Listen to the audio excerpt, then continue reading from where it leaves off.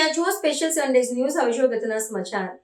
બોર્ડની પરીક્ષા માટે વડોદરા તંત્ર સજ્જ. 267 કેન્દ્રો પર 72,000થી વધુ વિદ્યાર્થીઓ આપશે પરીક્ષા.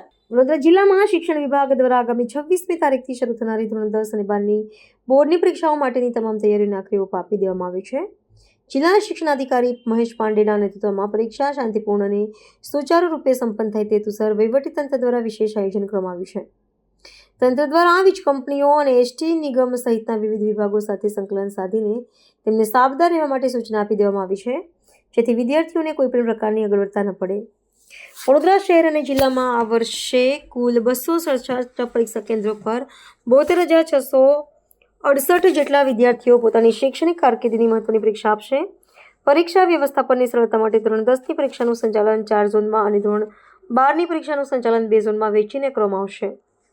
આ ઉપરાંત મધ્યસ્થ જેલમાં સજા ભોગવી રહેલા કેદીઓ પણ શિક્ષણથી વંચિત ન રહે તે માટે જેલમાં વિશેષ વ્યવસ્થા ઊભી કરવામાં આવી છે, જ્યાં ધોરણ 10ના અને ધોરણ 10ના 9 અને ધોરણ 12ના 4 મળીને કુલ 13 બંદીવાનો પરીક્ષા આપશે. ગેરરીતિ અટકાવવા તમામ કેન્દ્રો પર સીસીટીવી કેમેરાની તીક્ષ્ણ નજર રહેશે. જિલ્લા શિક્ષણાધિકારીએ પરીક્ષા પદ્ધતિ અંગે મહત્વની જાહેરાત કરતા જણાવ્યું હતું કે વિદ્યાર્થીઓના હિતને ધ્યાનમાં રાખીને 3 કલાકના આ પ્રશ્નપત્રમાં 1 કલાકનો વધારાનો સમય આપવાની છૂટછાટ આપવામાં આવશે. આ નિર્ણયથી પરીક્ષાર્થીઓને પેપર લખવામાં મોટી રાહત મળશે. તંત્ર દ્વારા વિદ્યાર્થીઓને ભયમુક્ત વાતાવરણમાં અને સંપૂર્ણ એકાગ્રતા સાથે પરીક્ષા આપવા માટે અનુરોધ કરવામાં આવ્યો છે અને તે માટે જરૂરી તમામ ભૌતિક સુવિધાઓ પરીક્ષા કેન્દ્ર પર ઉપલબ્ધ કરાવવાની ખાતરી આપવામાં આવી છે. ગુજરાત માધ્યમિક અને ઉચ્ચતર માધ્યમિક શિક્ષણ બોર્ડ દ્વારા આગામી 26 ફેબ્રુઆરીથી ધોરણ 10 અને ધોરણ 12ની પરીક્ષાઓ ચાલુ થવાની છે. એમાં એસએસસી વિભાગના 4 ઝોન અને એચએસસી વિભાગના 2 ઝોન, એમ કુલ 6 ઝોન છે.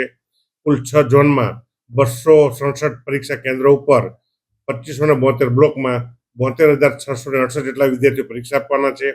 આપણે કેદીઓની જોઈએ તો ધોરણ 10માં 9 અને ધોરણ 12માં 4 એમ કુલ 13 જેટલા કેદીઓ પણ પરીક્ષા આપવાના છે. એ ઉપરાંત આપણે જોવા જઈએ તો સમગ્ર જેટલા સેન્ટરો છે તમામ સેન્ટરો પર સીસીટીવી ઉપલબ્ધ છે. ધોરણ 10 અને ધોરણ 12ના બોર્ડના વિદ્યાર્થીઓને મૂંઝવતા પ્રશ્ન માટે 14 જેટલા કાઉન્સિલરની નિમણૂક છે. તેમાં વિવિધ વિષય નિષ્ણાત મનોચિકિત્સકો પણ છે. એ ઉપરાંત વડોદરા જિલ્લામાં વાહન વ્યવહાર વિભાગ, MGVCL, BSNL, આરોગ્ય વિભાગ સાથે પણ પરીક્ષાની વ્યવસ્થાને જાળવણી અંગેનો વ્યવસ્થા મિટિંગ થઈ ગયેલ છે. એ ઉપરાંત વડોદરા ડીઓ ઓફિસમાં 25/2 થી 18/3 સુધી કંટ્રોલ રૂમ કાર્યરત છે. તમામ 6 ઝોનો સાથે પરીક્ષાને લગતી પરીક્ષા સેન્ટરની વિગતોની મિટિંગ પૂર્ણ થઈ ગઈ છે.